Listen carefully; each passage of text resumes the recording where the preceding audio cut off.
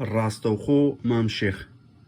کاکەوەتە مامشێخ یەک لەحزە کۆنتڕۆڵی نەفسی خۆی نەکردووە، ئەبێ 554 ملیۆن پاون بدا بۆ ئافرەتە بریتانیا. وەڵا حسابم کردووە مامشێخ ئەبێ 500 ساڵ سز نابێ. ئەجاخۆ مامشێخ ئەو پارەی نییە، ئەو پارەیەکی زۆر خەیاڵیە. ئەگە هەمووی دووبێش بفرۆشێ و پارەیە نابێ.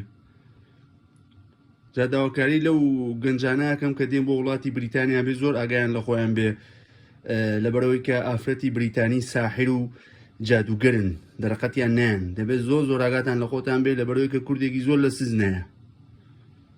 جا لەوە پێشیش من هەر کتوبم تکایە کتێبی ئینجیلی پیرۆز بخێنەوە. ئەگەر مامشێخ کتێبی ئەنجیلی پیرۆزی خوێن بایەتەوە لەن تووشیەوە بەڵای نابوو، لەبەرەوەی کە لە کتێبی ئەنجیلی پیرۆز لە ئەمسالی سولێمان بەشی 31 ئای 3 تێڵێ هێزی گەنجید سەرفی ژنان مەکە، یعنی بۆ کاری مێنە بۆ ژنان، کە ئەوان سەبەبی ڕوخانی زۆربەی پاڵشاکان بوون. دۆستی خۆشەویست ئاگاتان لە خۆتان بێ، لێ ڕۆحن.